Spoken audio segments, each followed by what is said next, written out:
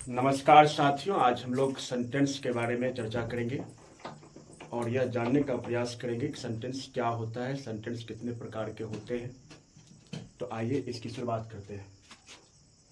सबसे पहले यहाँ पे आप देखेंगे कि हमने सेंटेंस लिखा है। सेंटेंस को हिंदी में वाक्य कहा जाता है और इसको हम नाउन के रूप में पढ़ते हैं। लेकिन एक और सेंटेंस होता है जिसका अर्थ होता है सजा देना, और ये वर्ब के रूप में यूज होता है। अब इसका यूज कहाँ होता है, इसका यूज कहाँ होता है? तो इस सेंटेंस का यूज कोर्ट में होता है। कोर्ट में जब कोई जज किसी अपराधी को सजा देता है तो जो सजा सुनाता है कुछ इस प्रकार से, द कोर्ट या द जज सेंटेंस द क्रिमिनल। इसका अर्थ हुआ कि जज ने क्रिमिनल को सजा दी। तो ये जो सेंटेंस है यहाँ पर वर्ब के रूप में। बट हम जो यहाँ सेंटेंस पढ़ने वाले हैं कि सेंटेंस कहते किसको है, तो सबसे पहले आप ये जान लें कि सेंटेंस जो है शब्दों के समूह को कहा जाता है। शब्दों का ऐसा समूह जिसका कि कुछ अर्थ निकले, ऐसा भी नहीं कि कुछ से कुछ लिख दिया और उसका अर्थ नहीं निकला। तो शब्दों का ऐसा समूह जो एक गुड अरेंजमेंट में अरेंज हो, जिसका कि अर्थ निकले, उसे हम सेंटेंस कहेंगे। तो आप सेंटेंस की परिभाषा समझ चुके होंगे। अब सेंटेंस के टाइप्स की अगर हम बात करें तो सेंटेंस कई एक जगह कई एक तरह से प्रयोग होता है। इसके बहुत से टाइप्स हैं। हम बेसिक की बात करेंगे तो बेसिक में आप पढ़ते हैं असर्टिव सेंटेंस, दूसरा आप पढ़ते हैं इंपरेटिव सेंटेंस, और तीसरा आप पढ़ते हैं ऑब्जेक्टिव सेंटेंस, और चौथा आप पढ़ते हैं इंटेरोगेटिव सेंटेंस, और पांचवा पढ़ते हैं एक्सक्लामेटरी सेंटेंस। Exclamatory sentence. तो वन बाय वन करके हम जानेंगे कि असर्टिव क्या है, इंपरेटिव क्या है, ऑब्जेक्टिव क्या है, इंट्रोगेटिव और एक्सक्लामेटरी है क्या। तो असर्टिव सेंटेंस किसे कहेंगे हम? असर्टिव सेंटेंस, असर्टिव सेंटेंस कथन के रूप में होता है, और कथन हमारे सामने दो तरह से होता है, एक निगेटिव, एक पॉजिटिव। तो आप कह सकते हैं कि असर्टिव सेंटेंस को दो तरह से एक्सप्रेस किया जाता है। एक पॉजिटिव, जिसको कि आप अफर्मेटिव कहते हैं, एक निगेटिव है जिसे आप हिंदी में नकारात्मक सेंटेंस बोलते हैं। अफर्मेटिव कुछ इस तरह से होगा कि राम गोज टू मार्केट, ये हो गया अफर्मेटिव, और एक स्टेटमेंट है, इसलिए इसको हम असर्टिव कहते हैं। नेगेटिव में आप क्या बोलेंगे? Ram does not go to market. I hope आपको असर्टिव सेंटेंस समझ में आ गया होगा। असर्टिव जनरली एक ऐसा सेंटेंस होता है, एक स्टेटमेंट होता है कि जब हम किसी को कुछ कहते हैं, बस वो चाहे नेगेटिव में कहें या फिर अफर्मेटिव वे में कहें।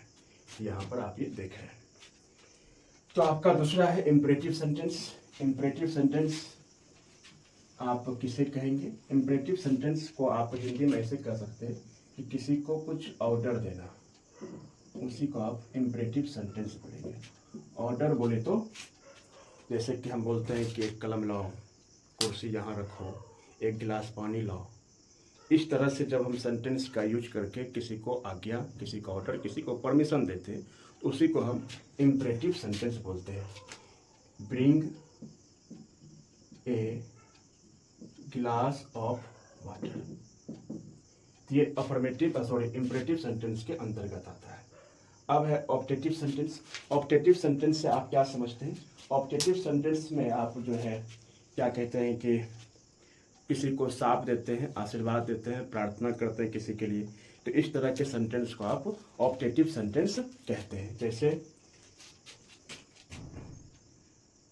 मे यू लॉन्ग लिव, मतलब आपकी उम्र जो है लंबी हो।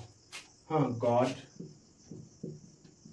Help you, God help you, तो ये हम किसी के लिए यहाँ पे प्रार्थना कर रहे हैं।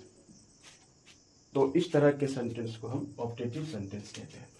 अब इसके बाद जो आता है वो आता है interrogative sentence. Interrogative sentence that means जिससे कि आप किसी से प्रश्न पूछते हैं, किसी से प्रश्न करते हैं। तो यहाँ पर हम पढ़ेंगे इंट्रोगेटिव सेंटेंस। इंटेरोगेटिव सेंटेंस, ये इंट्रोगेटिव सेंटेंस आपके पास दो तरह से आता है, एक यस और नो के रूप में, एक जब आप यस और नो नहीं बोलते हैं। जैसे कि यहाँ पर मैं अगर लिखूं आर यू इल, आप इसका जवाब देंगे। अगर आप बीमार हैं तो बोलेंगे यस, अगर आप बीमार नहीं हैं तो बोलेंगे नो। तो इस तरह के सेंटेंस में आप यस और नो में जवाब देते हैं और तब इसको आप इंट्रोगेटिव का एक हिस्सा मानते हैं। इसी तरह से इधर मैं लिखता हूँ what are you doing, what are you doing. अब यहाँ पर हम जो है यस और नो के रूप में जवाब नहीं दे सकते। तो इस तरह भी सेंटेंस होते हैं जब आप किसी से प्रश्न पूछते हैं। और आपका जो लास्ट यहाँ पर है एक्सक्लामेटरी सेंटेंस, इसमें आप प्रसन्नता कहते हैं, दुख कहते हैं, या जब आप तकलीफ में होते हैं। इस तरह से जब आप तकलीफ, दुख, प्रसन्नता को व्यक्त करते हैं तो उसको आप एक्सक्लामेटरी सेंटेंस बोलते हैं। जैसे oh my cat, my cat is dead, my cat is dead.